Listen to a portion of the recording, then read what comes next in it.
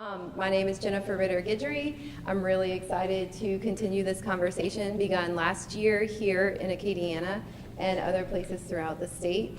And I also want to extend a very heartfelt thank you to Blue Cross Blue Shield for sponsoring this wonderful conversation. And we have here Kelly Duyon, and she would like to say a few words, so I'm going to hand the microphone over.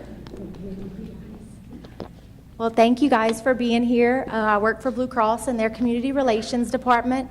I live in Crowley. I grew up in Rain. I work here in Lafayette. And so we're just happy to be able to sponsor this event. Thank y'all for coming.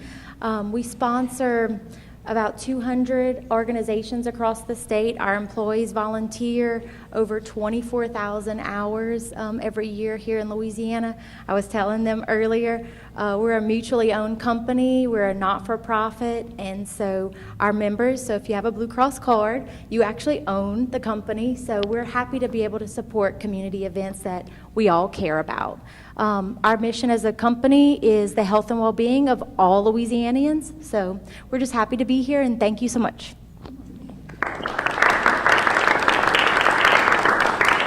Thank you, Kelly. We also have a lot of people in the room. Like, everybody needs to be acknowledged, actually. But I'm going to start now that everybody. Oh, thank you.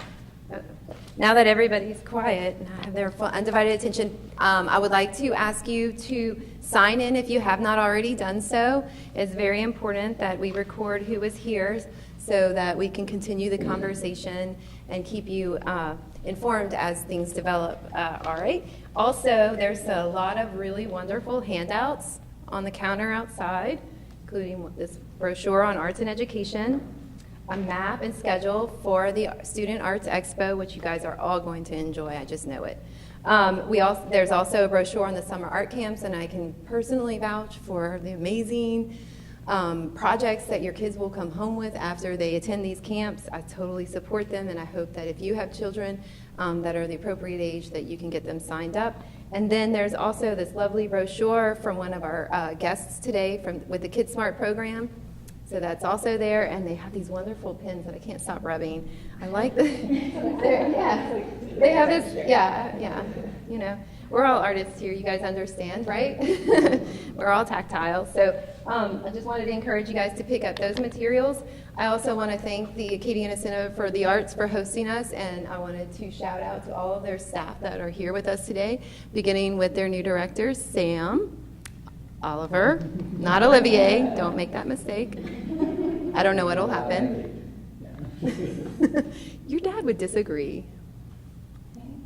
And we also, you know, I feel like, you know, quite a deity here. On my left is Bree Sargent, and on my right is Paige Krause. And they head up the arts and education programming, the PACE program, the Artist in Residence program, and I'm probably forgetting like a bunch of other things. And then who else? And Francesca, sorry, I don't remember your last name. Vega, Francesca Vega, who's the development director here at the ACA. Sorry.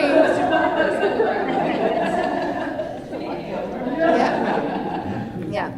And then, of course, we have our wonderful support system from the state in the Division of the Arts with Cheryl Castile and Danny Belanger.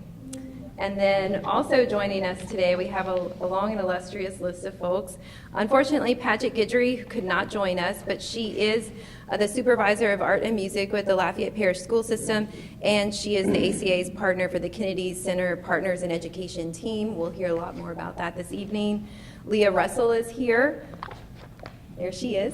And she's the Director of Education and Community Engagement for the Arts Council of Greater Baton Rouge. And she's also a Kennedy Center Partners in Education team member. And she joined us last year for the Roundtable. So we're really excited to have her back to continue this conversation. Also, we have Elise Gallino. Okay. Gallino Goldman, and she is the Executive Director of Kid Smart, an arts and education organization located in New Orleans. Just promoted the brochure, and there's awesome buttons. She's also a Kennedy Center Partners in Education team member and also joined us last year as well. So we're really glad to have these voices, continuing the conversation. We've also looped in Jamie Hipp, who is an arts education specialist, consultant, and adjunct professor at LSU. We thank you, Leah, for recommending her. Patrick Jenkins will hopefully be joining us soon. He is the superintendent of schools in St. Landry Parish, and so he's a little busy this evening with another meeting, but we do hope that he will be able to join us in a little bit. This year, the ACA and the St. Landry Parish Schools entered into a partnership to provide arts and education services to all 33 of their schools in the parish, which is just awesome. And then Madeline DeHart, right here, next to Bree, is a supervisor of music in Vermilion Parish. One of her teachers attended last year's Roundtable and brought the ACA into the conversation to see how they could possibly work with Vermilion Parish, which has turned into piloting the PACE Arts Integration Program at one of their elementary schools. Which elementary school is that?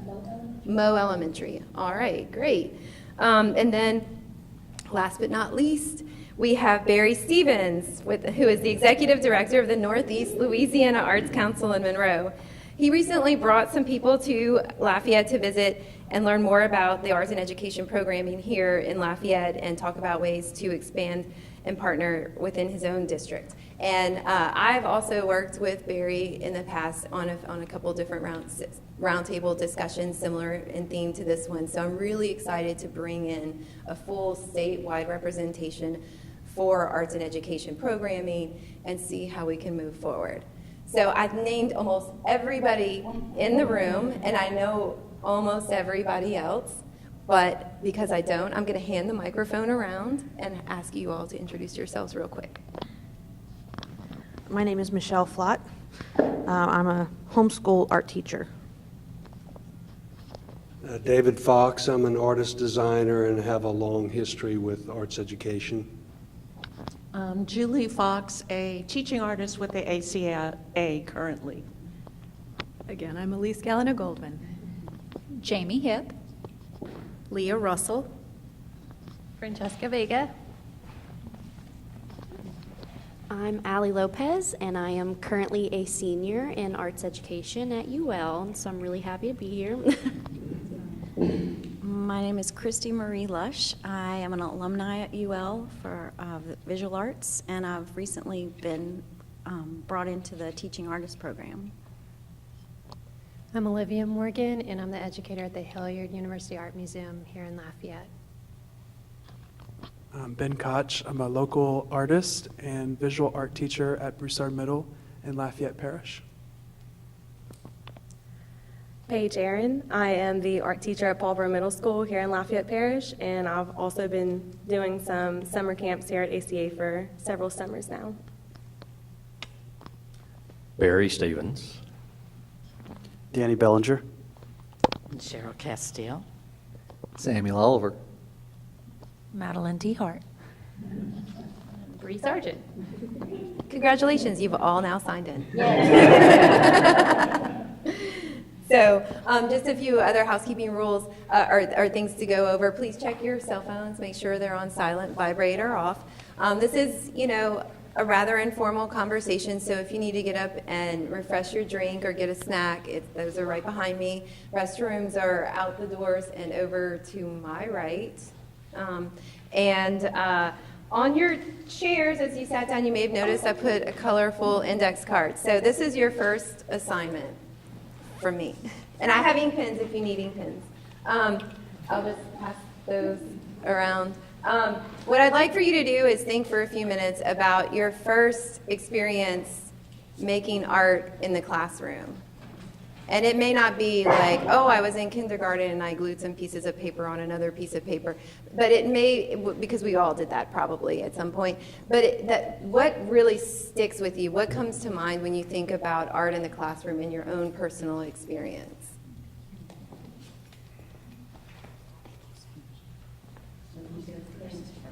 Think and then write. And I'm just going to go ahead and out myself. Julie was my art instructor when I was a freshman in high school for the Lafayette Parish Arts. Yes. As far, yes, your first real memory that really sticks with you of art in the classroom. We had a great class. I still actually have a lot of that. We did batik and tie-dye. I still have the tie-dye piece. So.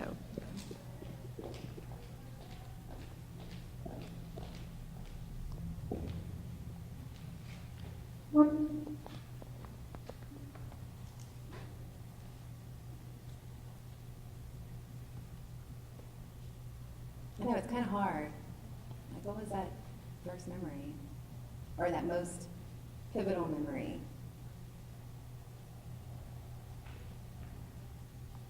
And of course, all your answers are correct. It's the best kind of assignment.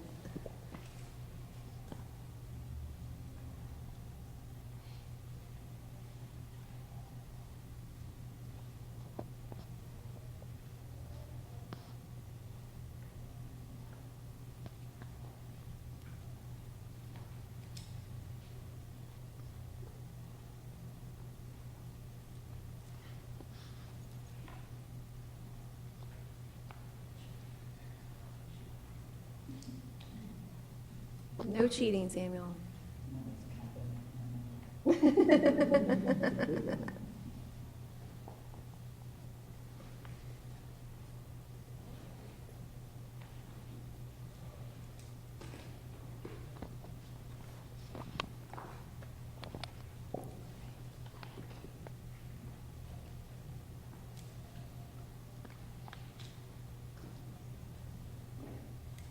And I'm not going to ask everybody to share, but I am going to collect these.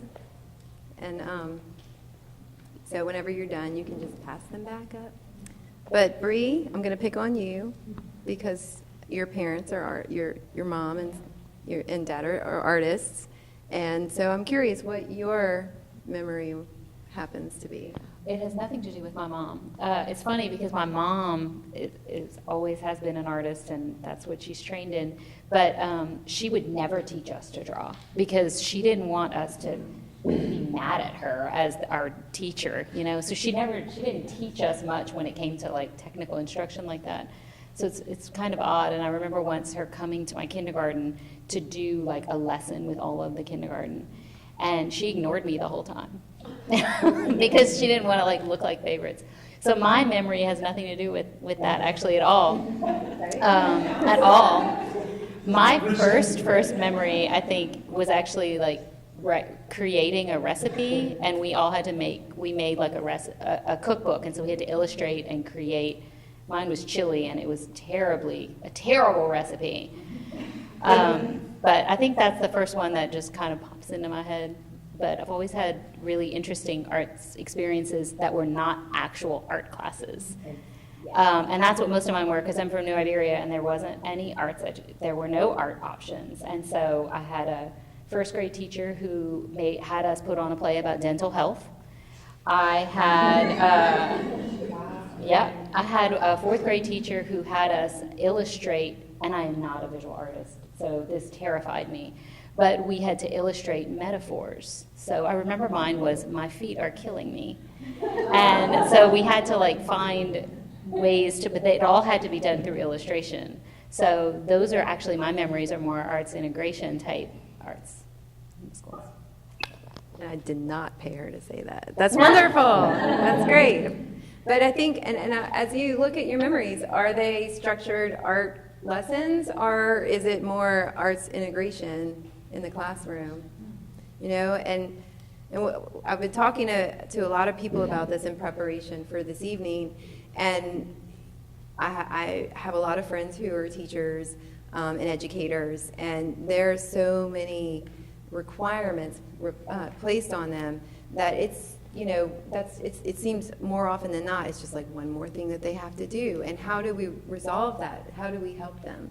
So I just wanted to go over summarize a little bit from last year. Elise posed the question, how do we work with artists and use teaching artists as instructional coaches? Paget asked, how do we better utilize existing resources? And an overwhelming point of agreement was that parental involvement is key, but not always easy. One example was the Artful Families program is a successful initiative, and that involves also feeding them. And that there is a need for full and complete school system buy-in and support. And then some of the outcomes from last year were the partnership in both St. Landry Parish and Vermilion Parish. And so I'd like to pick on you, Madeline, to just kind of expand upon what exactly is happening and how that developed in Vermilion Parish, the partnership. So. I guess you can kind of explain it. The funding is there, believe it or not. You just have to be very strategic in when you ask for it and how you ask for it. Most of the time, you have to come up with the fact that you know where the funding is, and then someone will probably say, oh, yes, we can give you some. I have acted as the squeaky wheel so many times because I feel like that's part of my my job description. I have to fight for the arts. So when one of the teachers had come to me and said, we would really like to have this PACE program in our school, our principal would really be open to it. I said, you know, I've tried in the past, let's try it again. And I always have a better ability to champion someone else's request rather than champion my request, because I feel like I'm on board with someone else who is on the same train as me, instead of me being an army of one. So I said, you know what? This is not my idea. This is Lisa's idea. I'm going to go to my boss and say, this is where the money should come from. And if they tell me no, I'm going to show them exactly where it says in this legislation that it should come from here. And that's exactly what I did. And so this year I asked her if we could sustain it and build upon it and add it to another grade. And it was chuckled off at that time, but at least I planted that seed. So it's basically, you just kind of know when to strike, where you should tell them that the money could come from, and how it would really benefit our students, and that it's done in other places, and it's shown to really improve these scores that we're so competitive with. And sometimes whenever you can convince someone of that, they are at least open to continuing the conversation. That's great, and you kicked it off with funding, so which is always the trickiest thing. Funding and time. And time. It's very difficult, even though you have the funding, it's to find it. Even though you might find the funding, you also have to find the time, because our minutes are very sacred with our students, and because we're a very competitive academic parish, people are very, very selfish with their minutes. But then I also bring up legislation again that says, you know, these kids are required to have this, and even though I'm not holding you very accountable, I could.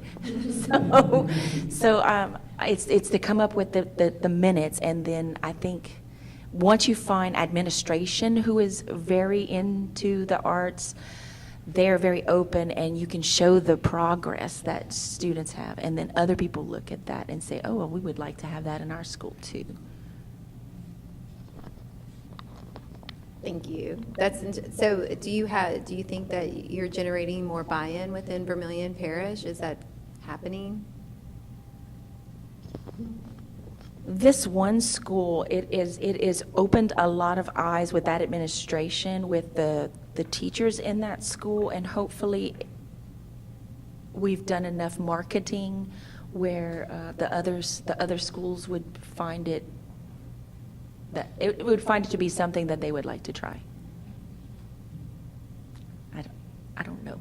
I really don't know if it's going to happen, but we're doing everything to make that happen. Well, and I'm going to turn this way now to Leah and Elise, because they deal with funding, and Elise forwarded a very interesting article to us in preparation for this evening about funding, and how that there, and also studies to back that up, and and support your argument, and that there is still a lack of studies that demonstrate the value of arts in education.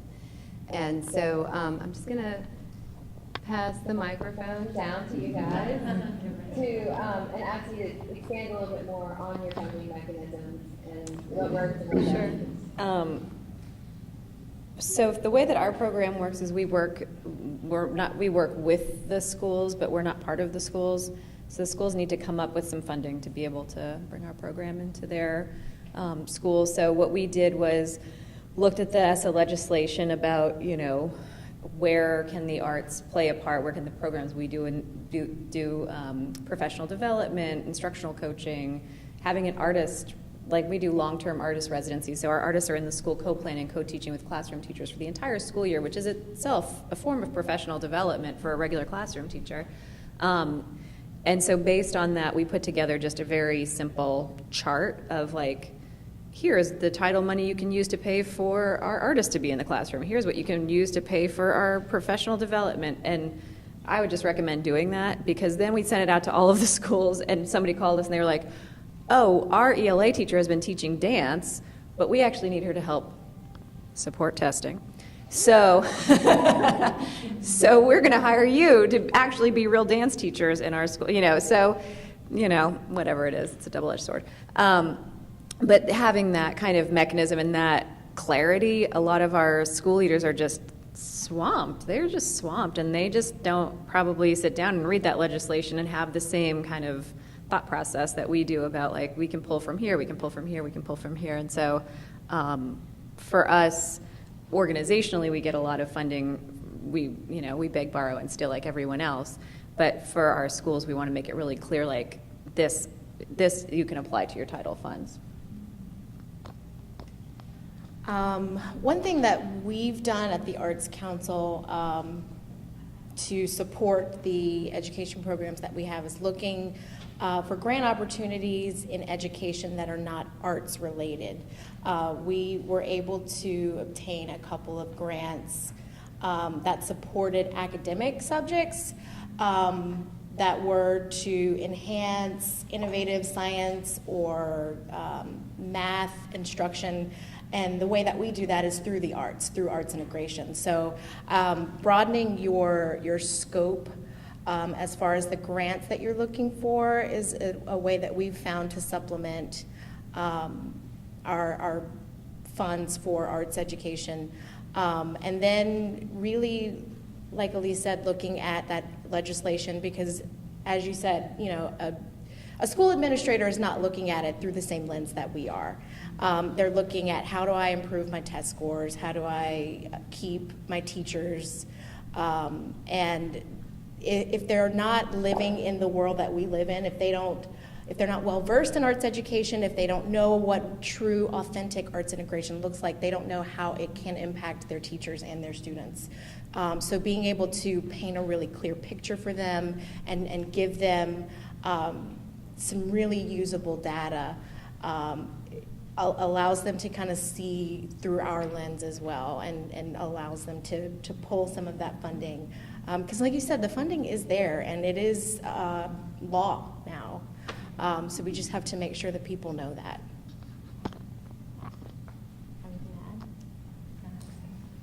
Can I just say one last thing about kind of to the, not the funding part, but the lack of research part?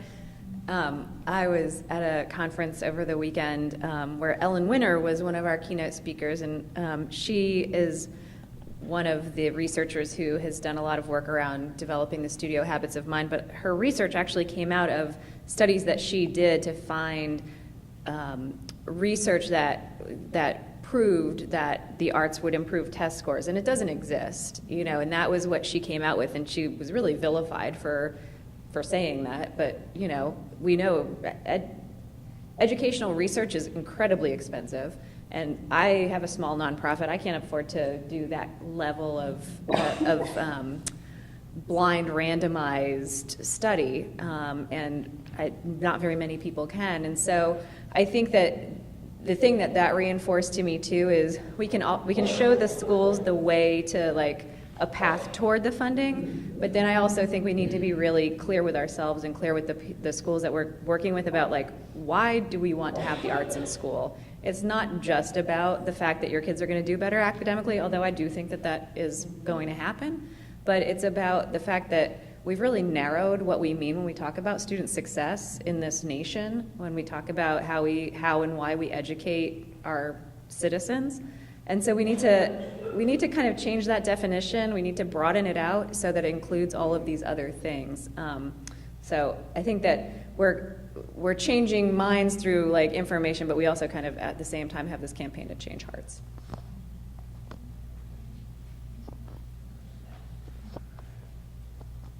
Like that, changing hearts.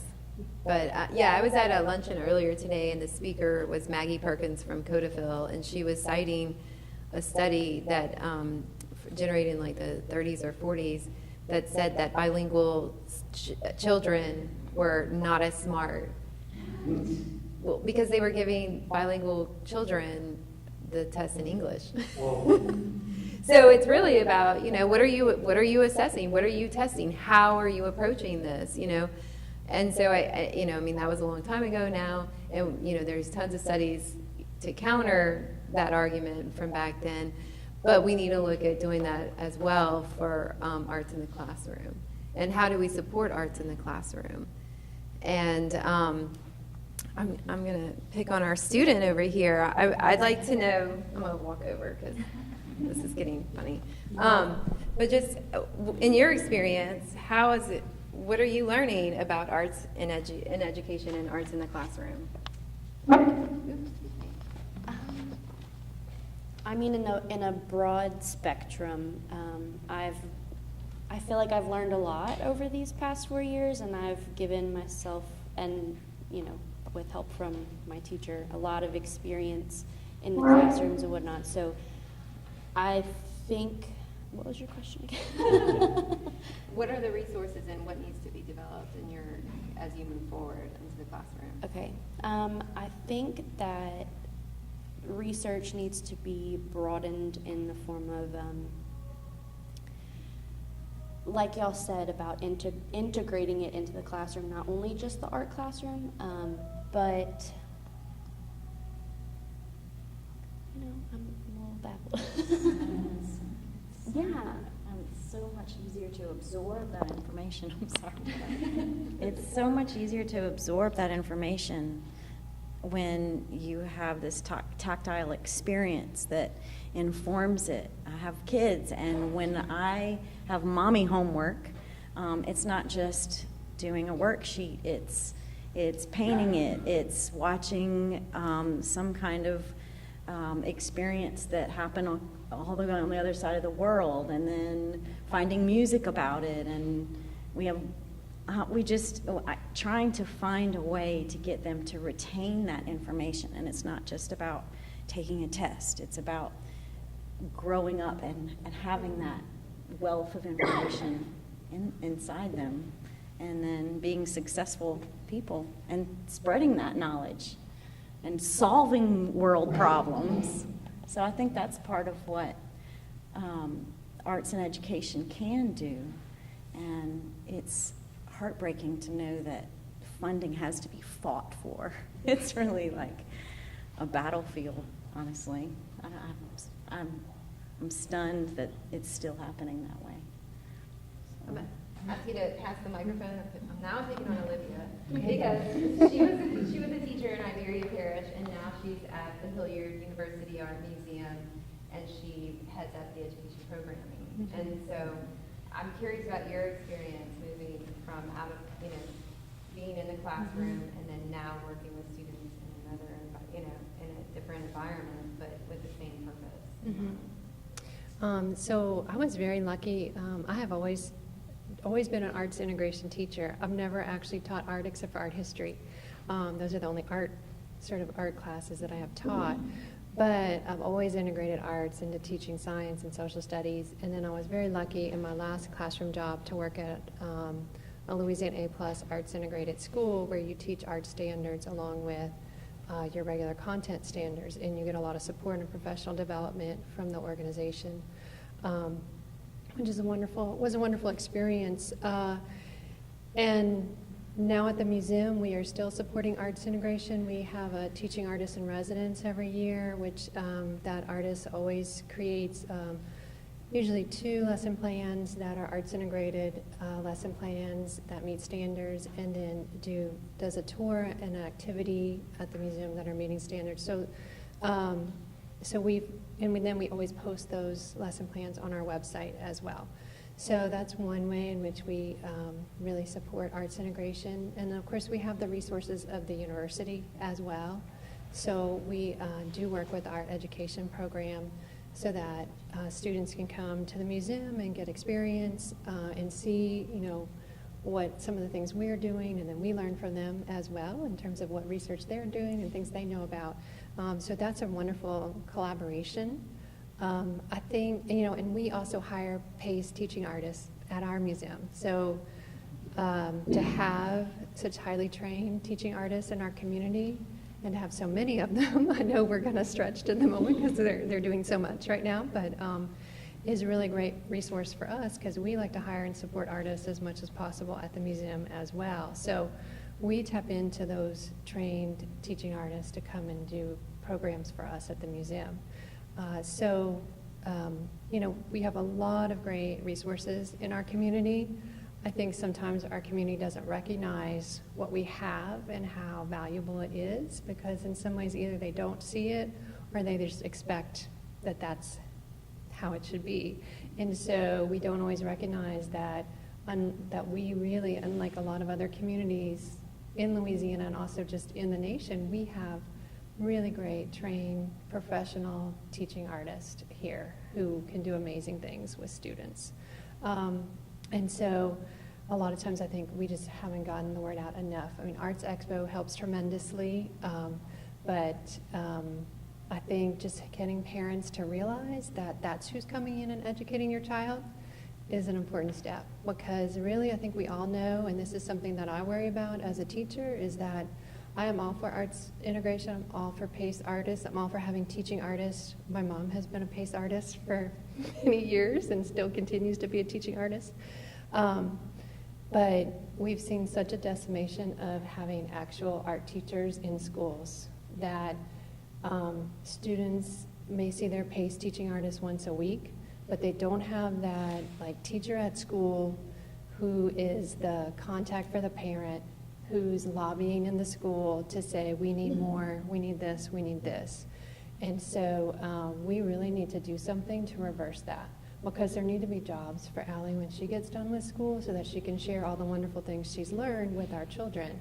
And if they're not jobs, then we're going to lose that talent and it's going to be a deficit to our community. So we need to continue getting, teaching artists into schools, but we also need to find a way to fund art teachers at the elementary level, particularly the middle school level and high school level, and not just visual arts, but music, drama, and dance.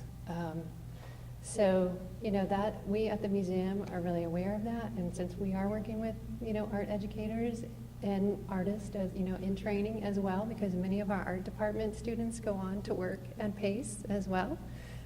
So that's also part of our, we have a mission to promote art education in our community and sort of bring awareness to it. So that's one thing, at least being out of the classroom and seeing that more. I'm becoming more aware of just talking to schools and teachers all the time.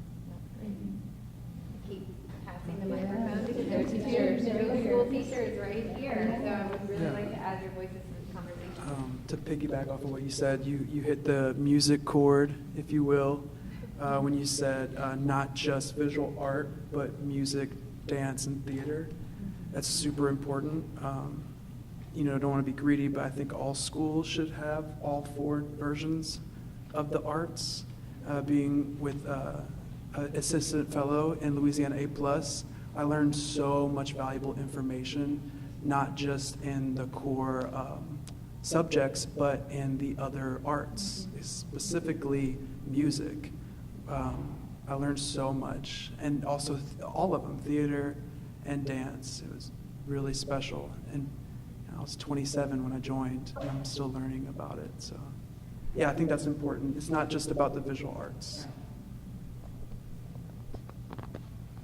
I agree with you. When you said that, I was thinking that I have so many students in my classroom that sing all the time. And I feel like chorus is one of those that you don't see anymore. And I would love to see, my students have that opportunity to explore that. They're singing all the time. And I guess I just thought about it. We don't have chorus. Why not? One thing that I was thinking about too, when someone else was speaking, talking about not having the research to back what we already know about how being in the art classroom and being creative does raise your test scores.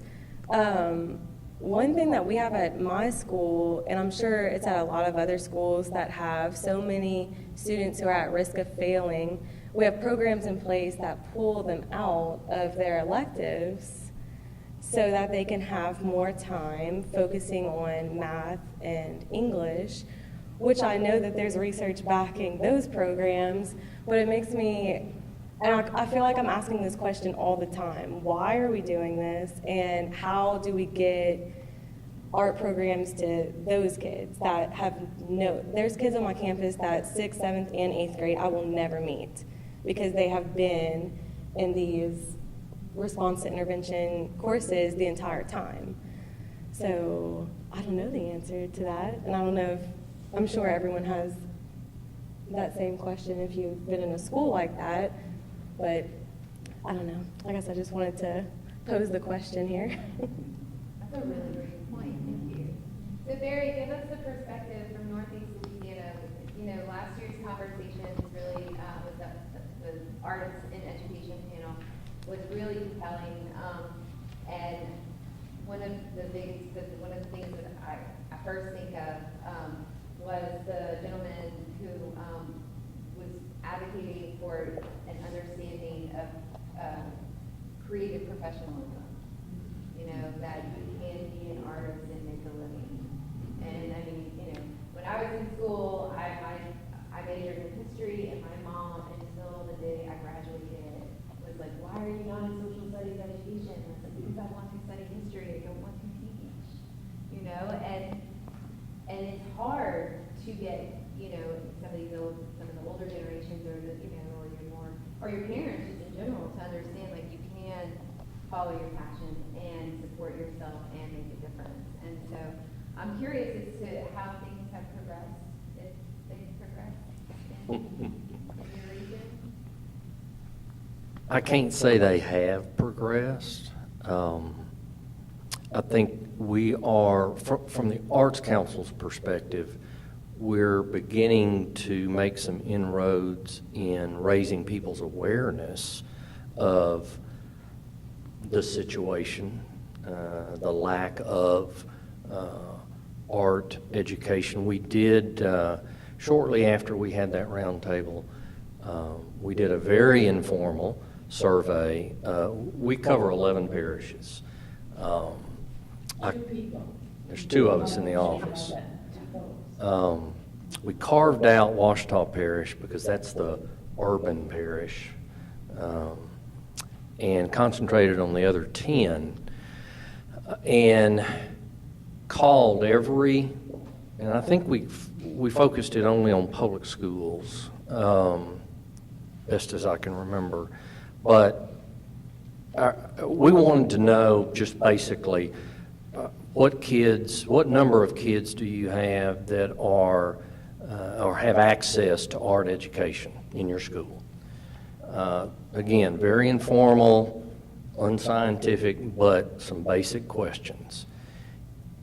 In those 10 parishes, there were roughly 20,000 kids, K through 12, and 9,900 of those kids had no access to any type of arts education at all. Band, theater, visual art, or anything. So 49% roughly had no access.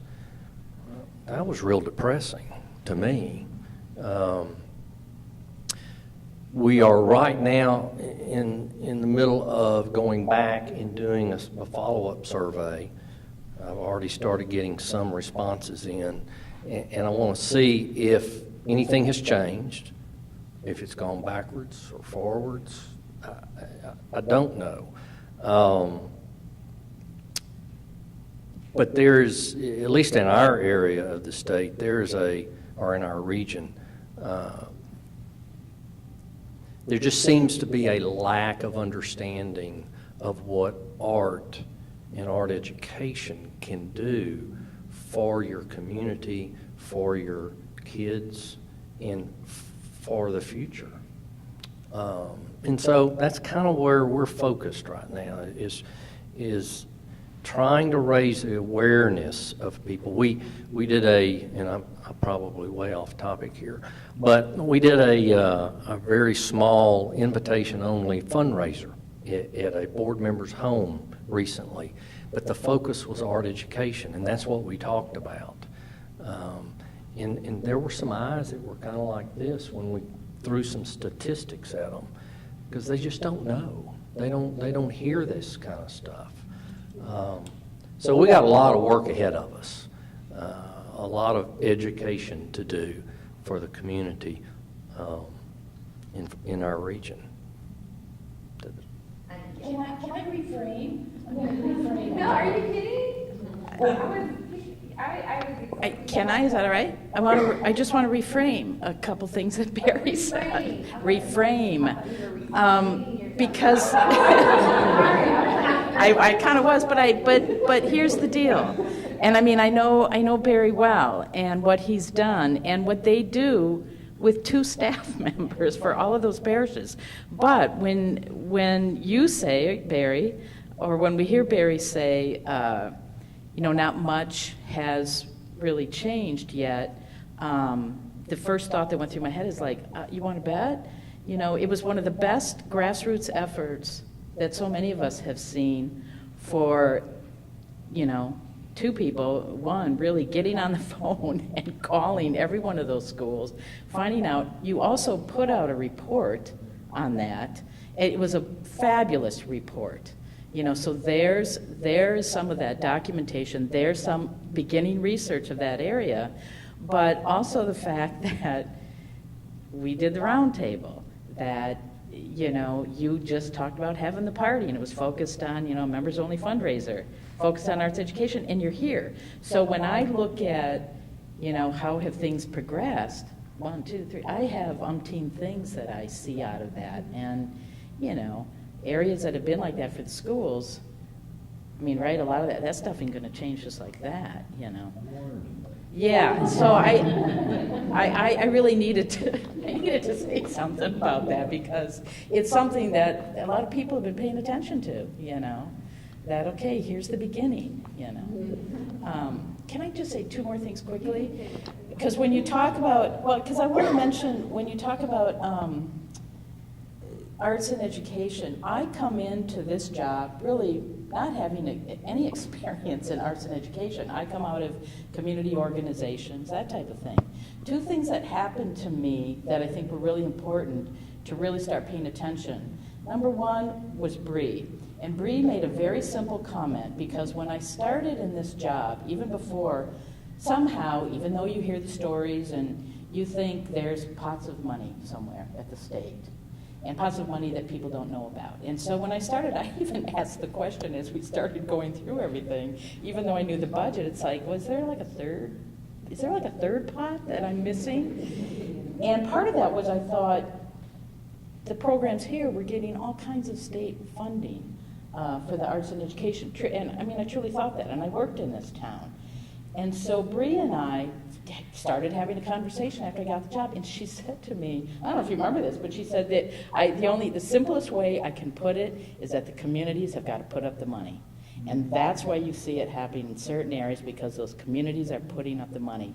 And that was a really important thing for me to hear, to really, how I started looking at things then, about how they were happening around the state. That was one of the first things. And the other thing I'm going to say about KidSmart is, if you want to see an example of a product that really shows what an organization is doing, their product that they put out was something that I am really captured by color, by how something visually looks, and it really got me to read what those numbers were and to pay attention. But it's one of the best pieces that I have really seen. And those were the 2 things that really stood out to me in terms of how people paying attention to really what's happening in the arts. But a simple statement by Bree changed things.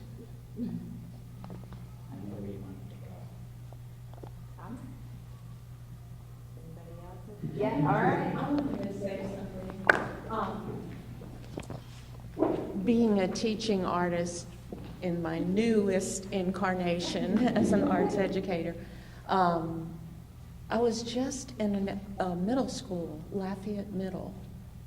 There are no music classes at Lafayette Middle right now.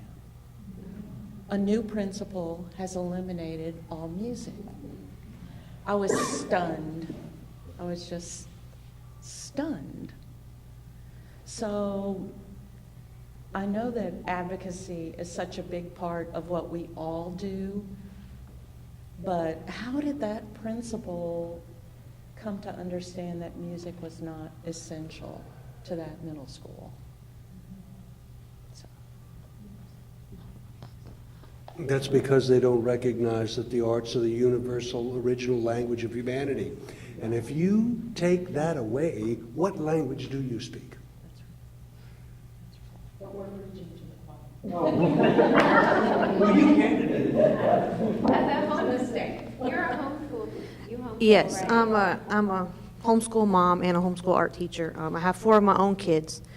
And when you choose to homeschool, you don't have as much, I mean, you have more opportunities, but then you have to pay for those opportunities. So the funding there is, you also have to think about that in the homeschool realm. We have to think about funding too, because when you've got 4 kids, you can't do 4 dance classes, 4 theater classes, 4 art classes, because you just can't afford it. You know, and you're usually a one-income household because the mom has to be the teacher, right? So what I did is about probably 3 or 4 years ago, I started an art class on my porch, on my back porch, and I just said, hey, I'm going to do an art class, homeschoolers come out, and I had like 6 kids.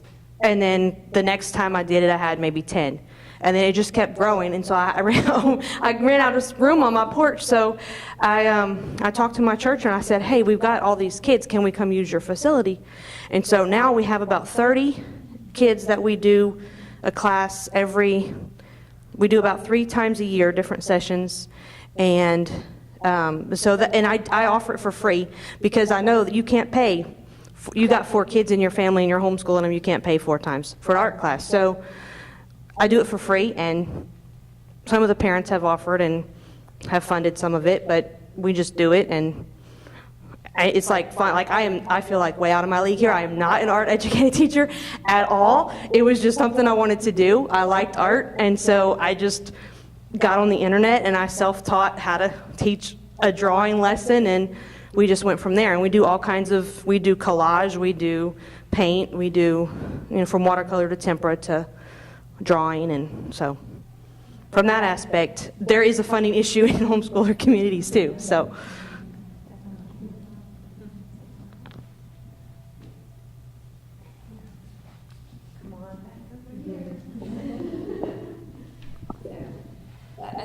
But that's very important, you know. Oh, there are people teaching art who are not trained artists, or, you know, in the educational system as well. And I think it's really great that you point out that even in the homeschool realm, funding is a major issue, perhaps even more so than in some other areas of arts and education.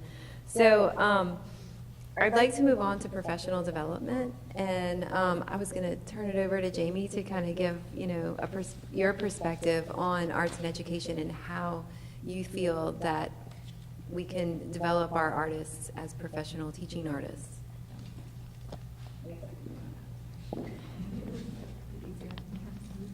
Thank you.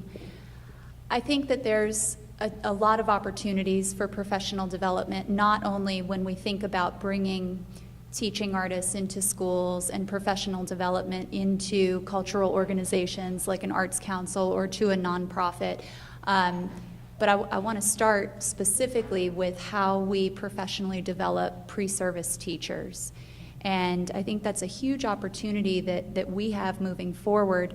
I'm lucky that LSU has a course, EDCI 2271, that I feel really lucky to teach. It is the only Board of Supervisors approved arts integration course in the state for pre-service elementary education teachers.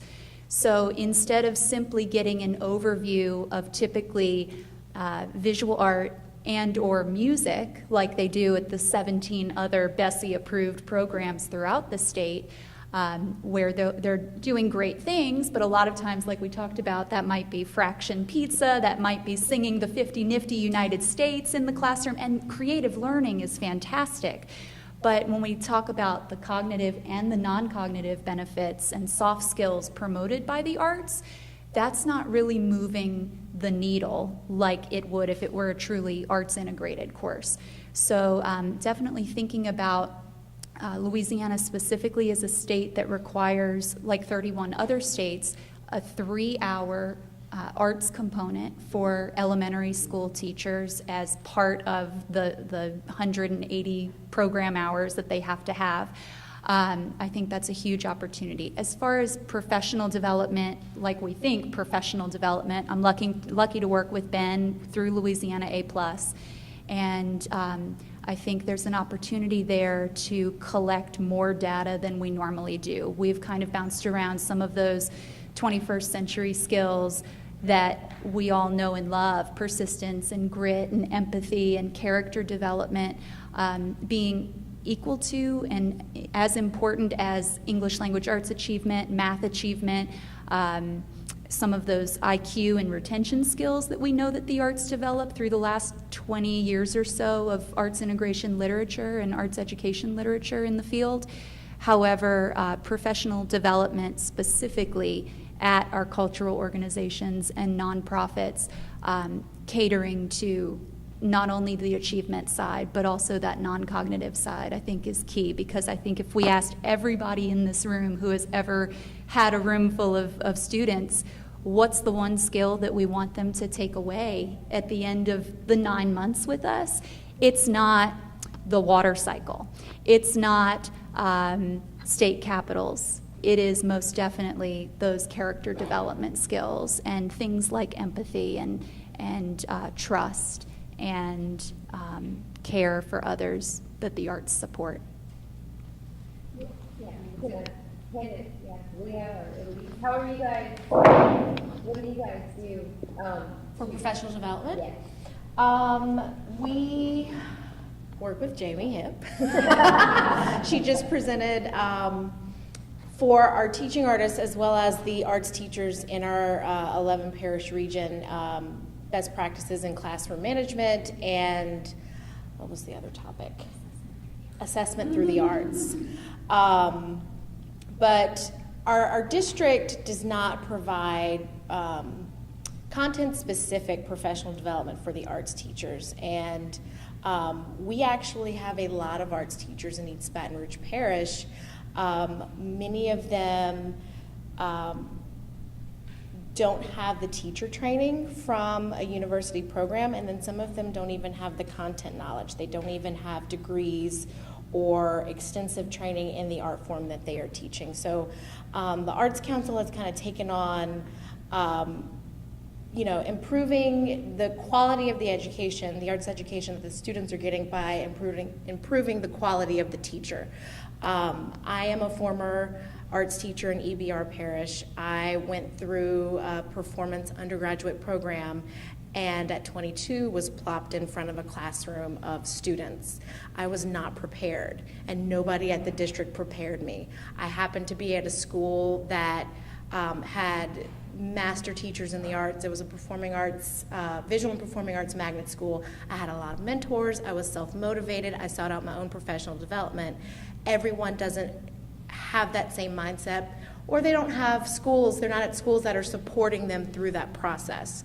So I feel like arts organizations can fill those deficits by providing content-specific professional development in the different art disciplines, but also just pedagogical best practices, things that we don't get when we study theater or general music in an undergraduate program, because most of the time I believe we have visual art and music education programs at the university level, but there are no theater and dance education programs in Louisiana at the university level. So if we're going to promote those programs in our schools, we need to also promote that those teachers are qualified to teach as well.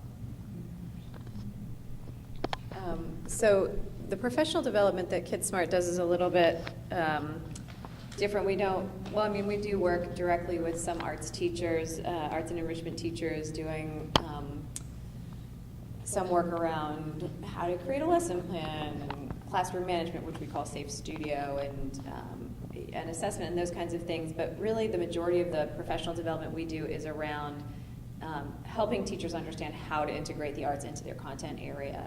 And so it's kind of this layered approach where we work with a school, there's a team of teachers in that school that are working with us, both having an artist who's working in their classroom, co-planning, co-teaching with them twice a week for the whole school year, or at least the whole semester. If there are a bunch of teachers that are interested, they come to us once a month outside of school time. We feed them, we feed everyone. And they do a lot of professional development with us where sometimes we bring in a national presenter, and sometimes they're on a kind of choose your own adventure mini course. So depending on, if you're teaching, for instance, for next year we'll have something that's really a Library of Congress program about how to teach primary sources in your social studies class with the arts. We've got a program that we're doing with VSA around specifically special education classrooms. So you can go to those mini courses basically over 4 different times. And then on top of that, we're working with our teaching artists who are the people that are like leading those mini courses and that are in those classrooms. And we meet with them every other week to, kind of regroup and create community and do professional development together. The thing that I think is the most crucial about this is, kind of as Jamie was saying, like, what are those things that you're really hoping to get?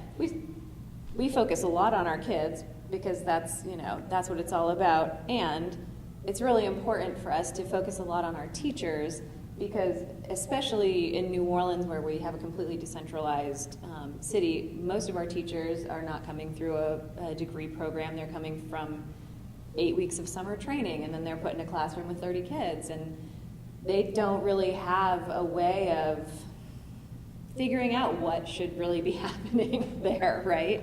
And so a lot of the times the artist is not just an instructional partner, but sometimes like the person that really knows what should be going on in a classroom. So we need to make sure that they're really prepared. When we work in schools, one of the things that I've heard from our principals is, I knew this was really going to be good for our kids. What I didn't expect was that this was going to be such a great thing for my teachers. Whether that's because their teachers are happier because they have, a more connection with their kids because they're understanding their kids in a different way. We are spending so much time understanding our kids mathematically and linguistically, but then you bring in the arts and you see this whole possibility space that never existed before.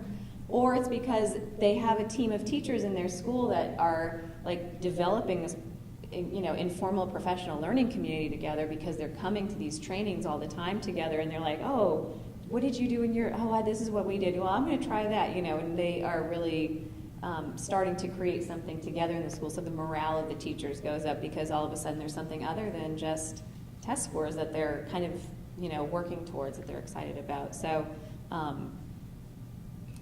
professional development has been a really interesting thing because we're realizing that the same things that we talk about with our kids, where we want them to have depth of learning and social emotional growth and be creative problem solvers and have joyful connection, we see it with the teachers too. It's just as important to do this with the adults in the room as it is with the kids.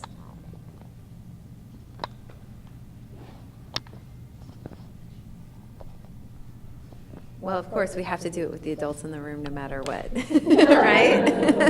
Especially when it comes to funding. So, but that's a really great point that you make, that is that we know that it's great for the kids and the students, but what sometimes we forget is how wonderful it is and how it really builds out for the teachers and educators, and it gives them this sense of community that they may not otherwise have.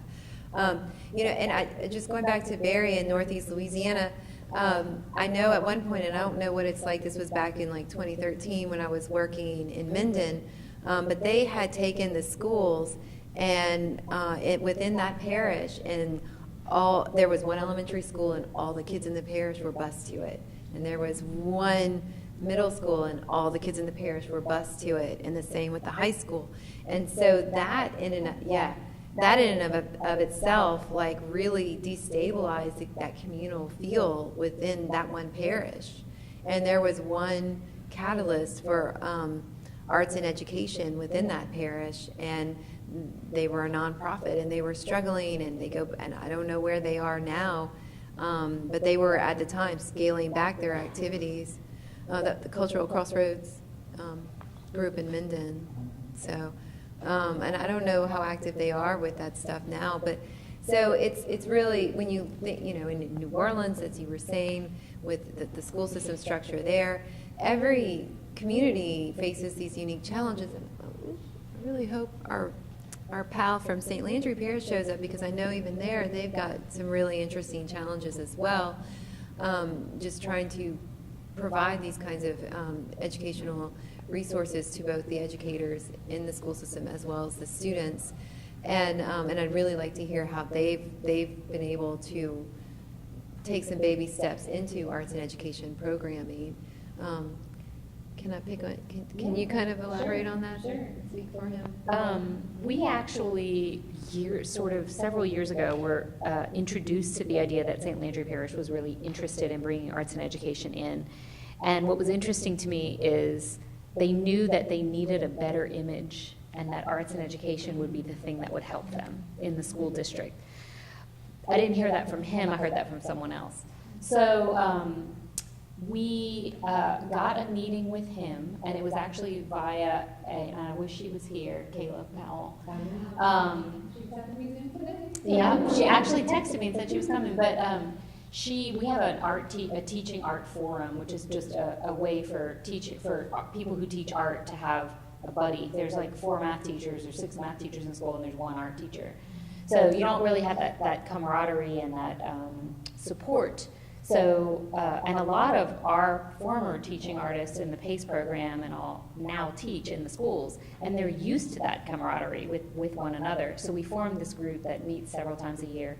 And it was at one of these meetings where Kayla Powell, who teaches in St. Landry Parish, says, well, our superintendent is really interested in doing more, and he's trying to find ways to do it because it's so expensive to put an art teacher in every school like that. And I said, well, just get me a meeting with the superintendent. So we met, and that very day entered into a partnership. So he was bought in. He is a former high school math teacher who is not who you would think would be the big proponent of arts education, but had always used music in his teaching in math, and just completely understood the benefits of arts education, and said we have to start small. And it's actually written into their strategic plan to have an art teacher in every school, and they know it's going to take them a while to get there, and so they wanted to start in a way that was financially palatable, which was we're working in every single school, and Julie has actually done several sessions there, through a couple of different programs that we offer, the Teaching Artist program and Touring Arts, which is just giving kids that experience. And it's been very interesting. It's been quite the learning curve for us and for our teaching artists, because one of the things that we really wanted to do there was also sort of build the capacity of that community and train artists in that community to become teaching artists, so that our teaching artists were doing all of the work in the beginning, but those miles add up, and we pay mileage. So it was important to us to start training artists in that community to do that work. And so Julie, and there are some great artists in that community who just don't necessarily have the background and skill set as a teaching artist. And so Julie and a couple of our other master artists who've been working for a long time with our programs are actually training those teaching artists. And so it's been interesting. It's been a very steep learning curve, like I said, for all of us. But we do have sort of some preliminary recommitment for the year. So I think things have gone really well. And we've actually gotten some support from the state to do some evaluation and surveys of the program, working with the arts liaisons that we have in every school, as well as the principals, to kind of find out how we can tweak it better for them. Because arts and education programs work really differently in every state. So I hope to think that he would say, this has been a really wonderful thing for our parish, and Julie can attest to just every single teaching artist who goes there, and all of our touring musicians and artists that come in from around the country. They're just sponges. They're like, give us more, we want more of this is so important, and they're all seeing it, and they're all saying it. So it's been a very different experience working in a community that has almost no arts education. I would sort of guess that their numbers are similar to yours when it comes to access, in the percentages of students who even have access to band, which is the kind of mainstay because of football. So you wonder, if there's no band, wow, that's of concern. And I can, Kayla's not here, but she's here in spirit, because I've been in her classroom a couple times this year, and her students, they are amazing. And she's teaching more speech classes than she is arts classes this year. And one day when I was there, I had to take a picture of it. She had a sign-up sheet for the art club, and she had to keep putting more sheets of paper onto it. She had over 100 kids signed up, and and it was a real testament to what those kids wanted and what they weren't getting, and that they were going to fight for it. And so it's really good story about that. Oh yeah? Okay. Well, I think St. Landry, because I think Bree and I balance each other really well, because I work so much with our community of artists, which they don't naturally come into all knowing that they want to be educators. And my interest really lies in the holistic approach to our artists in the community, how they're receiving funding, how they're growing their career, how they're supporting themselves. So many of them have no idea that education is even an option. I mean, teaching artists, it's not something you immediately learn when you're in school, like me for dance. I mean, you don't think that there's a career being a teaching artist. So in that balance, we also kind of found this, I guess it was around Christmas, we've been working in St. Landry Parish, but again, we're just bringing in right now touring arts, which is performances in schools, and then teaching artists, which are doing really short-based residency. Nothing where pace that they're seeing that artist and that teacher, week after week. And over Christmas, it was a Friday before we closed for a week, and we had a young lady and her father just kind of wandering the space, and she sort of walked by our office, and I went out oh, can I help you guys? You could tell they were kind of looking around. They hadn't been here before, and the father was just immediately so excited about saying my daughter has been, she's in high school, 9th grade. She's been since she was, 3 years old, she was making something, creating something, doing something. And she wants to be an artist. She wants to go to New York City. She wants to have arts in her schools. And I don't know what to do, but she just found ACA a hashtag over someone's Instagram, and over the holiday was Dad, will you please bring me here? And he was this is out of my comfort zone. We don't even come from there, lived in Opelousas. He's driving here. We didn't know where we were going, and he was just walking her around, and she just sort of was so excited to just see the work in the space. And I was you actually have this happening at your school. You have all of these things already in place. And so, we've been now communicating back and forth through email and just kind of sharing with her resources. And she's coming to Expo this Saturday and actually doing some work with an artist that we are training and doing work with in our programs, Art Spark, who is an artist, Hannah Gumbo, who's now become a teaching artist. And they've kind of built this mentorship and are working together. But it's just incredible, now she didn't know that was happening. Now she's sort of turned onto that, and it's connected in her classroom. So, yeah. She had to seek out She did. She had to do it on her own. She had to find it. Yeah. Or she had that father who was fine. I mean, yeah. I told him at the end, I was total respect for you for just taking over Christmas and bringing him here to see that. So. Well, and that comes back to the point that parental buy-in and parental support is so important. And how do we foster that within well, we can't really foster it within the school system, but how can we make sure that it's brought home and that there's buy-in there? I mean, I don't even know, you know? So that's a big challenge, you know, and what they're doing with the Kid Smart program, bringing the whole family in, providing a meal, demonstrating the value of it and how it really opens these other parts of a child's personality and, you know, and triggers their learning in different ways is so monumental, to use the word. So, yeah. Yeah. You're gonna say something? Let's see. I feel like we've touched on almost everything here, but I just want to talk a little bit more about teaching artists and what that concept really is, because I think that it's such a kind of a moving target. You know, you have educators who become artists, and then you have artists who become educators, and some who never really thought they were going to take that path, like Christy over here, and then you know, Allie next to her, who is going in eyes wide open. You know, so I hope we haven't scared you away. So, and I hope that you share with your fellow students and your peers what you've learned this evening, and get them thinking about it, and sharing resources, and to that end, what resources are there available? I mean, you guys are posting lesson plans online, right? No, okay, no, you're not through the page. I'm sorry. Wrong museum, wrong gallery. The Hilliard's posting their lesson plans. You guys. The Kennedy Center has a great website of lesson plans that are arts integrated lesson plans, and that's part of one of their big things. The Kennedy Center actually, and Leah and Elise can talk about a little about this. This past year when we were, or this in February when we were just there for our annual meeting, the Kennedy Center always has a big focus. I mean, they're always doing a million things, but one of their focuses right now is on teaching artist strategy. And they said something that sort of blew my mind, and I should know this, or I do know this, but it's never occurred to me. 100% of teaching artists do not pursue that as a career.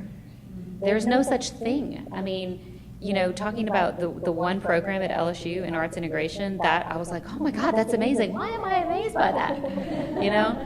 But it isn't something that we do, and Paige talks about this a lot, that what if I hadn't had Sissy Whip as a professor? I would have never known that this was a thing, that I could actually be a working artist and support myself with something steady by teaching.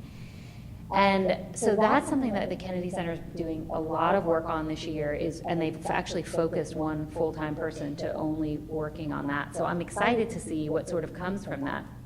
And we've heard, I sit on the advisory committee for the Kennedy Center, and we sort of hear from our whole region, and we're all hearing there isn't any real professional development for teaching artists. We all do a lot. Our professional development is all for regular classroom teachers in arts integration, and we personally are doing all of our own training of teaching artists, which can be a bit skewed, you know, because it's only based on your knowledge. So I'm really interested to see what comes of that work, and I'm looking forward to that. But we look to them a lot for a lot of things of our training, and in celebrating our 20 years at the PACE program this year, I pointed out to a lot of you the show that we're putting together downstairs of our teaching artists is part history. It's a partly historical show, and it's been so interesting to put this together when I realized that everything we've been doing since we started this work in 1979 has led to PACE and the Student Arts Expo. All of the work we've been doing of like building up teaching artists, and then adding that professional development connection, and adding that partnership with the Kennedy Center and the seminar. And we've all had seminars that from the Kennedy Center, and lots of us have participated in them as well. So I look forward to seeing what's going to come of that piece of it, and I know that we'll all just benefit all the more. And I think it's also just kind of going back to what Barry's been talking a lot about, of just like educating. People don't know that these things exist. I mean, the term teaching artist has been around for years, but it's only really in the last 10 years or so sort of developed into a buzzword, you know, so. I want to hear more about promoting parents. Okay. Because, you know, because you are an art teacher, you're a music teacher. I'm a musician by trade. Musician by trade. Mhm. And what are you teaching your class? I don't teach anymore. I'm no longer a teacher. I've been appointed as the supervisor over the arts. Okay, great. So is there an art teacher at every school? Not an art teacher. There is music in every school. There is not art in every school. We have art full-time and one school only, elementary. Well, we do that, we do. And then we have 2 high schools that have art full-time also. And we do have talented art. How would you build out arts integration in Vermillion Parish? Like in a perfect world, you have everything you need. In a perfect world, I think we should probably educate those core teachers how to integrate the art. I don't know that we would ever have the funding to do such a thing, but most of the time people shun from things that they don't understand, and that would be one of those things that those teachers don't understand. They take one class in college, and then they're praising God whenever they finally when they finally finish that class with a C. They think, okay, I got through that. I'm never touching another tonette again. And so that's what people tell me. They said, we're scared of it. We don't understand it. We don't do it. So I think the only way to do it would be to educate those people who are already in the classes. I think they do see the value, but I don't think they feel that they have the expertise to implement it. So that's, in a perfect world, yes.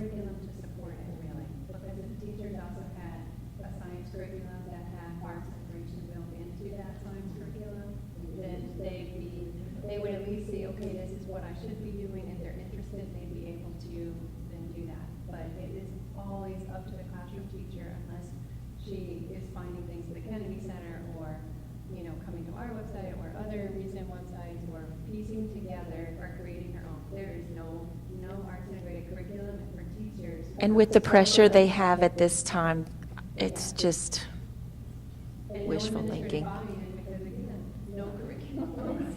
So, you know.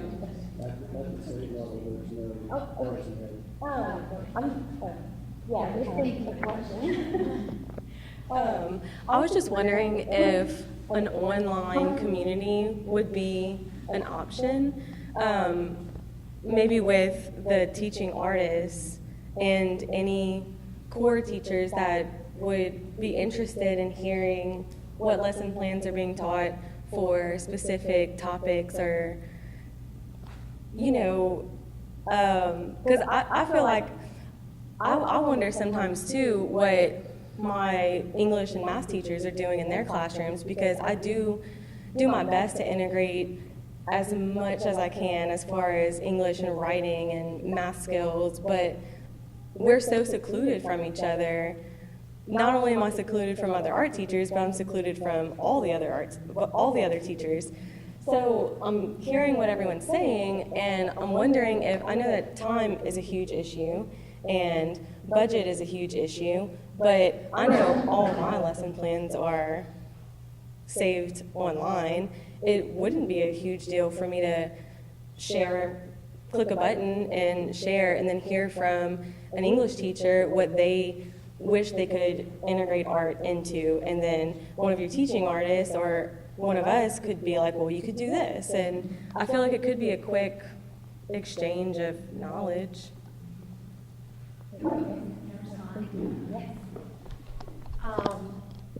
We tried that last year, and I do think it's a great idea. It was not utilized quite as much as I would have liked, but I think that was a lack of engagement of the cohort that we were working with.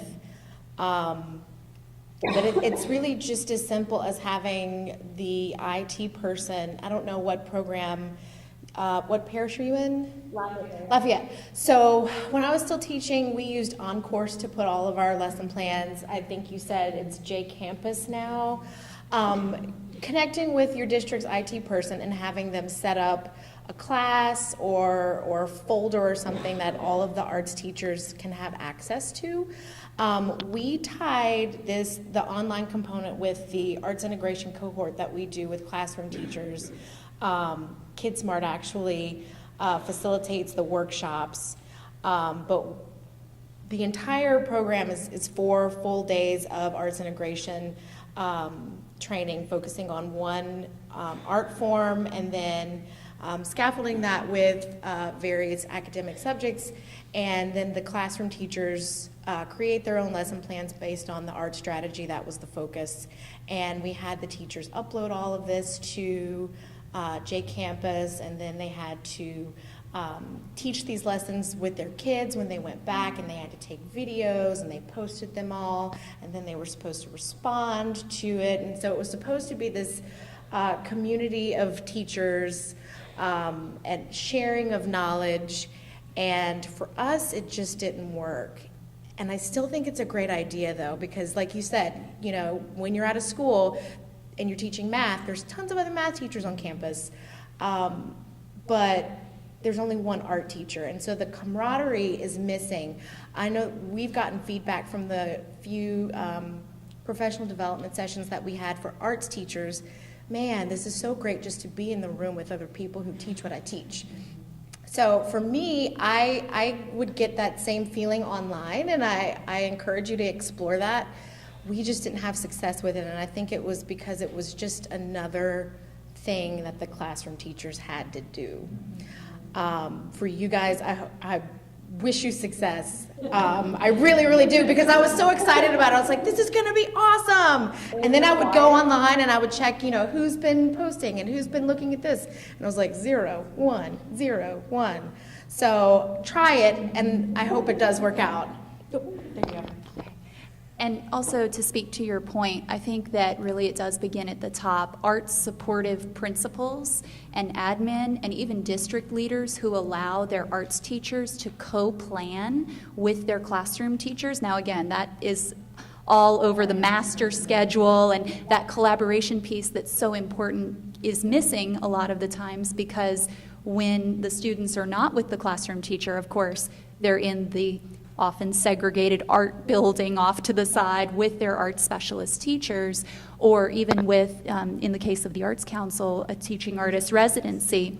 But I love your idea, and Bree kind of spoke to the Kennedy Center. Phillips Collection is another one out of DC that has an amazing learning website, but focusing that professional development, like we were talking before, specifically on those challenges, like awareness and resources and time and administrative support, for sure. The Phillips Collection. Yeah.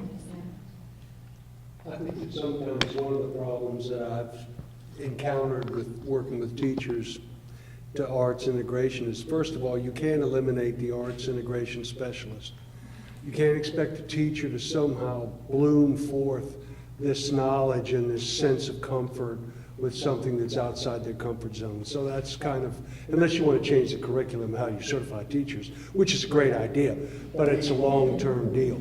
So I think that, first of all, you have to have that person, but then secondly, teachers are taught when they're certified that they should never say, I don't know. That's scary. Somehow they have to be this authoritarian something, or authoritative. When you ask them to come out of their comfort zone, they're really not good with that. Because it's a language, they're just going, oh man, I'm going to suck at this. And they might. And that is in itself an honest iteration of their life. One of the problems with arts integration is the vulnerability. Who wants to be vulnerable? You know? And you become honest when you do that. And so there's this kind of thing where, you know, everybody smells. I mean, you just kind of get over that idea that the humanity does not get checked at the door. You are not the font of everything. I don't know, let's find out, is a great way to be. And when it comes to the arts, one of the things as a designer I found out, because before I learned better, I would take on any gig that came. I didn't always know how to do that, but because I wanted some money coming in that door, I'd say, oh, yeah, yeah. And I found out, oh, I mean, there's some stuff I probably should have said no to. That whole organic process of learning is most easily accessed from experience. And the one thing the arts have is it's an experience. You're going to dance, you're going to dance. You're going to play music, you're going to play it. You're going to make an image, you're going to make that image, right or wrong, whatever it is. And I think that idea that the metric of obsession of test scores and all that is ignoring the humanity element, which really makes me mad, because that's what these people are. It's worth fighting for. It's worth funding. And I really believe that in the short term, don't ask this teacher to all of a sudden transform her certification qualifications or something. You know, you've got to have the art specialist, the art integration specialist somewhere in there. You give them 3 months in advance of their lesson plan, and they'll come up with it, because a teaching artist is not just an artist. The way artists are certified is wrong too, because it's like all about me. No, it's not. That's not it. It's a language that you're going to transform people's access to information and knowledge, and then the expression of what they've learned. You're going to help them do that. Not every artist wants to do that. Not every artist sees their role in a socially integrated way. I don't think every artist is going to be a teaching artist, and they shouldn't be. If it's about them, then let them be. Let them be in their studio and do their thing, and hopefully somebody will buy what they want. That's not what this is about. It's communication, it's access, it's empathy. It's just something that, we had to write on these little cards. Well, I'll tell you what I wrote on mine. I finally, in like 2nd grade, I'm not a stupid person, but I finally in 2nd grade got the assignment to draw a picture about something. And I found out I could do something. I'm not stupid, but I'm very bad with math. And I'm not real good with English. Spelling, stuff like that. I am dyslexic, but I can't be the only one. People are individuals. And the one thing great about art is that every person, their art is an answer to a shared question, but it's individual. Ownership, buy-in, what do you want? Enthusiasm? Give the kid a chance to take control of their education. It is theirs, after all. But they don't care about who, what date. You think they keep the testing? I'm afraid we're stuck with that for a while until we wake up. Until we realize that innovation. What makes America so chaotic is its diversity, but it also makes it so innovative. There's cultural bias in everything but the arts.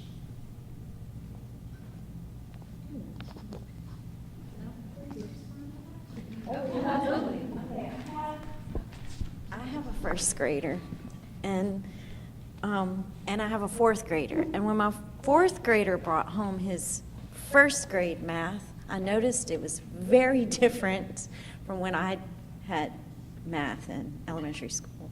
And now my daughter is coming home with 1st grader math homework, and they're drawing pictures. They are a majority of both the ELA and the math homework for her is draw a picture and then write sentences. Or they'll give this, what they call a number sentence now, and they have to draw something, 5 cookies plus 2 cookies, they have to draw it out. And she gets it, and he gets it. And because they've done this, I get it. I mean, in college, I finally understood math, and I finally was comfortable with math. But, when you have kids and you hope that you can help them with their homework, I was so blown away by how it taught me to be comfortable with math and to be able to have a conversation with them about math and how it can be a visual thing. It can be something that you can dance out. It can be something you can sing out. It can be something you can draw. And so they're trying. They really are. They're trying. And it's very encouraging. Now, I'm not sure what it's like in middle school. I don't know what the curriculum is like and how they're integrating it into experiences, but I'm going to find out soon enough. So. What school are your kids at? My son is in Gifted at Woodvale, and my daughter's in first grade at Broadmoor, and they're both loving it. They're happy. They want to go to school in the morning. So I don't know if that's something that is just innate in them or if they've just gotten lucky and have great teachers, but that's exciting. They don't have the same attitude that I had. So I hope it stays. I hope they keep developing curriculum to be that interactive and be that stimulating, because God, it was boring when I was in school. God, and the pizzas. That was the first time I realized, oh, math can be interesting. Okay. So thank you. Yeah. Well, and I know from the educator's standpoint, some of these math exercises are breaking it down and creating lots of extra steps, and some people have different opinions of it. Anyway, I'm going to hand it back over to you, Cheryl, just because I really am curious to hear about any resources or any things you guys are doing at the state level to support arts and education. Yeah, I will tell you the reality of the situation. We are funded for arts and education $29,400 for the entire year for the entire state. So that's the reality of the situation. Yeah, and that comes from federal.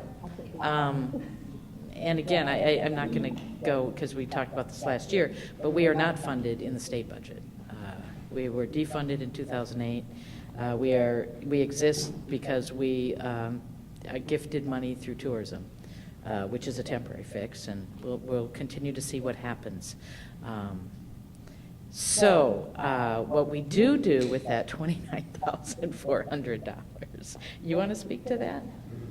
I'm going to let Danny. Yeah, we haven't picked on Danny at all. Let's let Danny. I want to speak for him. We've been fortunate in a sense that we're able to fund Leah and some projects that Bree are doing.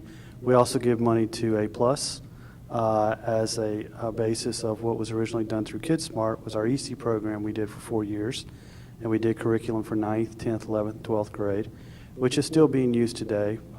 Unfortunately, at the state level, the Department of Ed does not have a arts education person, and he's been gone for 5 years now. And they aren't interested, I don't think, or they would have filled it by now if that was a priority for them. So there's been a big disconnect nationally. We're working with Klaus with the it's a statistical organization out of DC.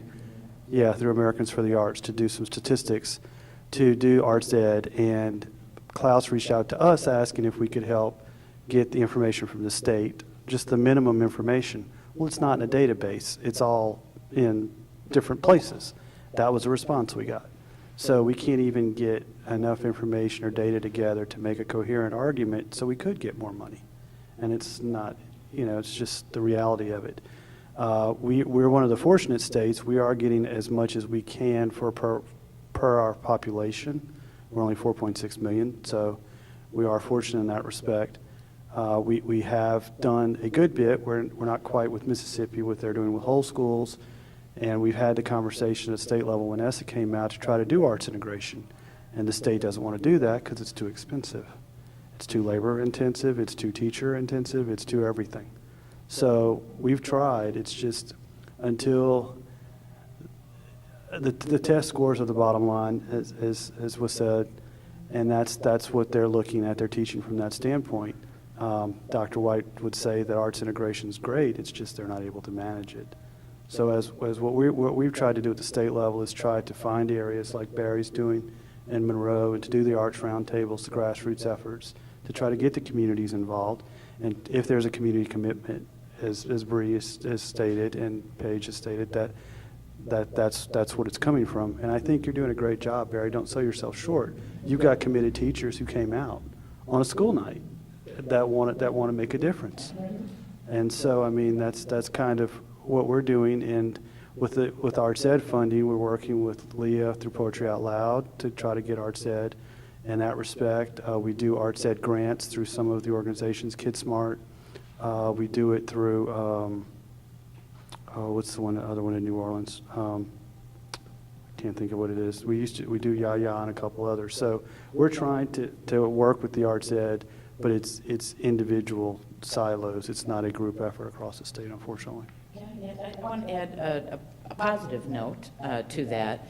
When Danny talked about, funding organizations like KidSmart, that is through, we do have a general operating support grant where we, that's all a paneled application process, but we do get a number of arts education related organizations who apply and get funded through that. Through our decentralized arts funding program, there are some arts and education projects that come out of that. And I also want to add, we know how hard teachers, I have a lot of friends who are teachers, so I hear from them what that world is all about. And we don't have a lot of funding, but sometimes at the end of the year, there will be surplus funds because somebody was out sick for an extreme long period of time, and so we didn't, money did not go into that part of the salary. Things like that happened. And so what we do then is we look at that and think, okay, where can that money really be used? And arts and education is something that we really look at doing with, when we have some of those surplus funds. Sometimes it's $400, sometimes it's a couple thousand, but, that's also a resource for us, and it's something that, we just try to pay attention to throughout the year that, okay, in case something would happen, who could really use that money and could use it quickly. So, I mean, there are some positive ends of that, of where we try to find additional funds. Our secretary for the Department of Culture, Recreation, Tourism right now is Richard Hartley, who was the director of the school boards in Monroe. So at the highest level in our organization, we have someone who is Arts Ed friendly. Lieutenant Governor is very Arts Ed friendly, and the governor's wife is also a music educator. And so there are a lot of people and people in place to move this forward. It's just we're working, doing the best we can with what we have right now. Is there anything that we can do?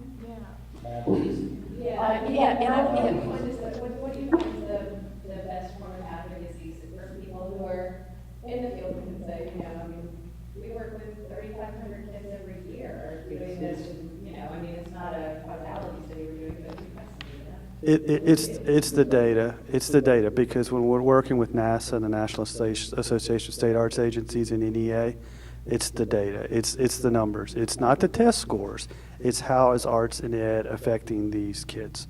And the test scores are better. There's less juvenile delinquency. There's less probation. There's less. The teachers are happier. The kids are showing up for school. So, I mean, there's a whole lot of that, but at the level at the state, I don't think there's quite that the legislatures have wrapped their head around this, We had a legislature 5 or 6 years ago. We went to testify, and we had gotten rid of one of the art programs in one of his grandchild's school. And he said, why did y'all do that? And he said, well, we didn't do that. The funding was cut by the legislature. He said, so you want me to go home and tell my wife that I did that I killed my granddaughter's art project? I said, well, it's kind of, it's the reality. So there's not and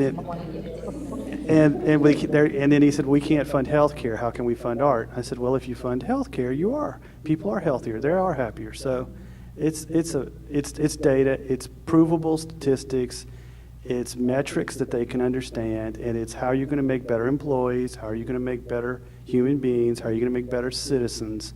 That seems to resonate with them. And I want to add to that, the reality of the situation is find out who has the ear of your legislative representatives. Because you can talk to your legislative representatives, but it's really effective if you can find out who has some influence over them, whether that's somebody they really trust, whether that's somebody who really works strongly on their campaign, whether it's the next door neighbor who's good buddies. But that is something in terms of advocacy that you can really do. Next year, there will be over 50, I think it's 54, is it 64? It's either 54 or 60, 50. So I think it's 54 new legislative seats there will be, and that's the year that we really want to hit some things, because there will be a number of new people throughout the state, and that's a good time to educate those new folks. So, that's something that the Lieutenant Governor, I do want to mention, he is doing a really good job with how he's working to try to bring awareness to our no funding. And because we are funded through tourism, just very quickly, what happened was 2 years ago in the legislative session, legislators thought, well, that's working so great, so tourism should fund state parks, libraries, museums, and the whole bit, which didn't work. So he really fought that, and he did a good job with that. The next thing, last year, he addressed the legislative body and talked about the lack of funding. Because part of it is the majority, like Danny was talking about, yeah, you did that. Majority of our legislative representation have no idea that they don't fund us, and that they could have been, they probably were responsible, or if they're new, they don't know the history of that. So he addressed that. Not this year, but next year, he'll really go after it with the new people. So, depending on the election and if he's reelected. So, it's been interesting watching how that works, but it's a process.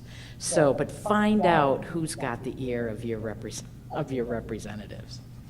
We do have 9 regional arts councils, and each of the arts councils, as we are here at this lovely building, we have 9 with Barry and several others across the state. So we ask that, and Leah, we ask that the organizations engage with the legislators, invite them to events, explain how they're funded, because a lot of them don't really understand. We do grant panels all over the state. We try to do as much as we can, but we're not able to advocate. So, and we used to have Arts Advocacy Day on Capitol, and we've kind of do that every other year. However, it's working with LPA and other things. So it's just raising awareness that there isn't, that arts education is important.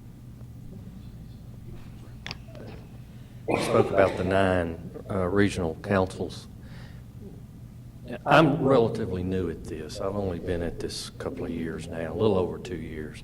I'm an old banker who loved art, really loved music. I didn't understand art, but I'm beginning to learn to appreciate it. And dance, too. That's been real interesting. But I like it. I can't, but I like it. But we are having conversations within the regional arts councils at our levels about advocacy, and that's where it's at. We have got to, across the board, raise the level of awareness. And if we've got 54 or 64, whatever the number is, of new seats opening up, that is a prime opportunity to get their ear. We have to do that.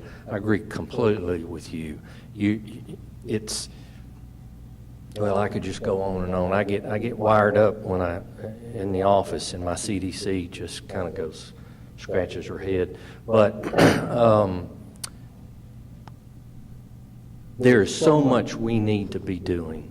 And I feel like at times that we've just sat back and let this happen to us. And it's time we stood up and said, okay, enough's enough. We were visiting with a superintendent about a year or so ago, trying to work on a grant with the CMA Foundation, which we've never accomplished. But we were hoping that his school district would be a pilot program for us. And I've told this before, and people have just kind of looked at me funny when I've said this, but it really resonated with me what he said at the end of our conversation. Two things. One, we are all creative people in some way or another, and that creativity is going to come out in us in some way, good or bad. And he looked at me and he said, how many kids do you see singing in the choir that are fighting? And I sat there and thought about that for a minute. And it made sense to me that their creativity, they didn't need to fight in his school system because they were singing or painting or dancing or whatever you want it to be.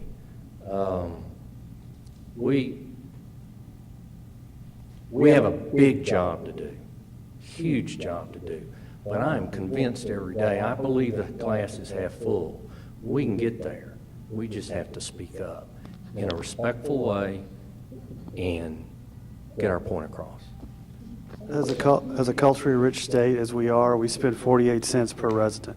And we're in the top third of the country on how much we spend per resident on art, which is really, really sad.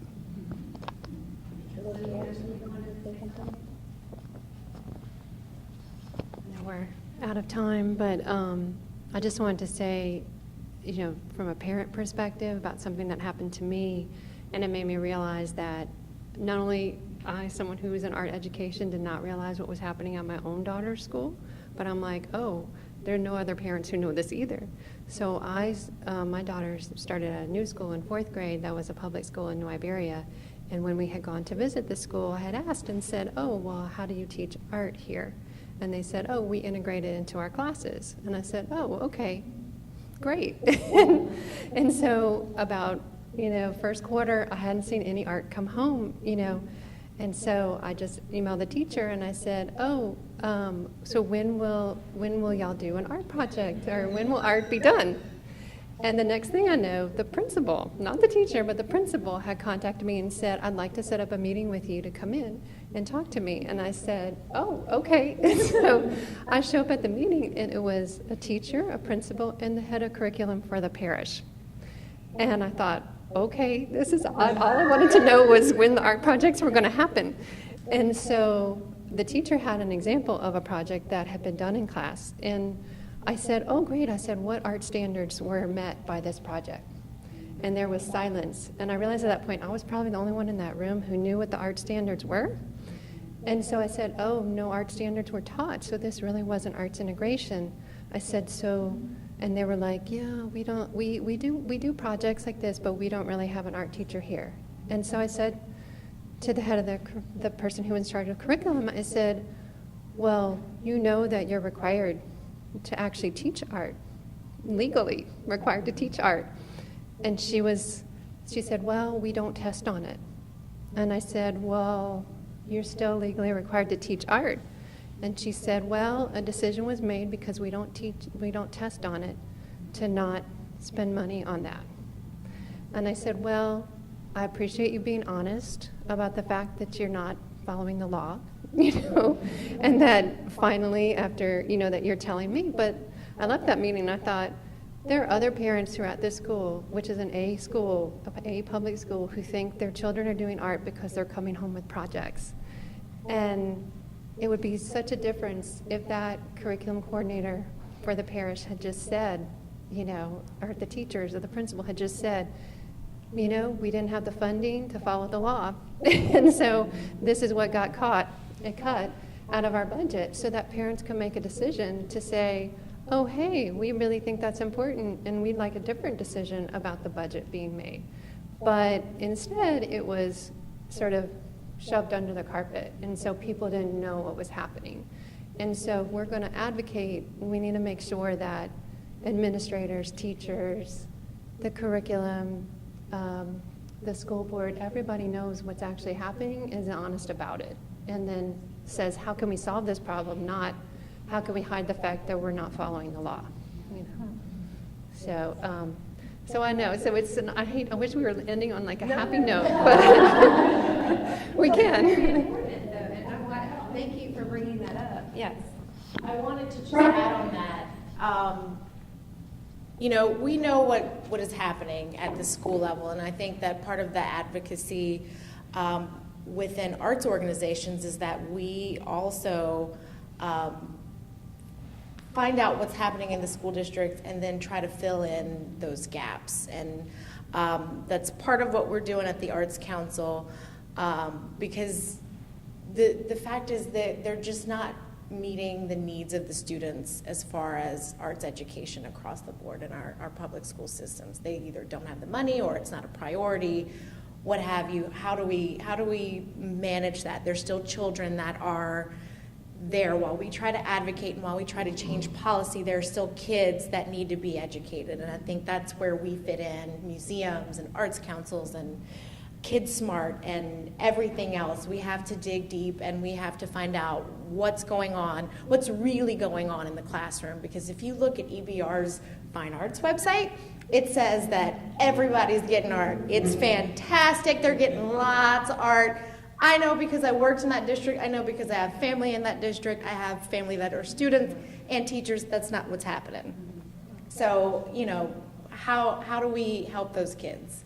That's where we all fit in as arts educators and as cultural organizations is really knowing what's happening and finding out where we best fit in. Jamie and I are working together on an arts impact grant, but also taking inventory of all of the arts organizations in our Greater Baton Rouge region and seeing what organizations are focusing on arts education and then what grade levels or grade bands, what art disciplines, and then really looking at that larger picture and saying where are we duplicating services, where are we completely neglecting, and then finding ways to meet those needs in creative ways, because right now the districts are they're just not doing it right now. And we are at time, and so I do want to thank you all for for joining us, and I think this is a really great place to end this evening, but I'm anticipating and hopeful that this conversation continues within our own regions, within our own communities, within our own schools, within, you know, everybody you talk to. You should make them an arts and education advocate from, you know, I expect that from all of you. That's your homework. But, you know, I think it's also important to, you know, just remind you all that this conversation was funded and facilitated by Blue Cross Blue Shield. So there are resources available out there, and there are willing partners.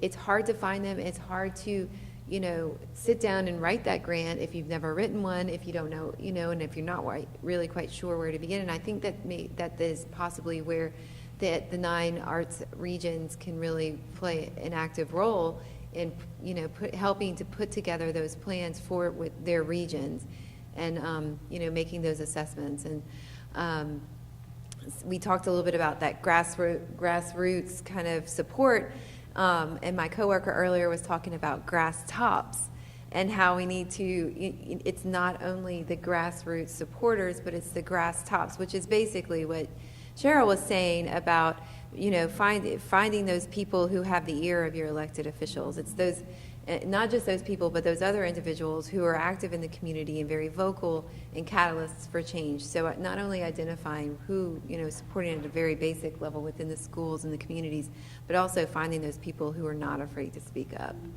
And also being creative and looking at resources and other funding sources like Blue Cross Blue Shield, like Keep Louisiana Beautiful. Their grant cycle is active right now.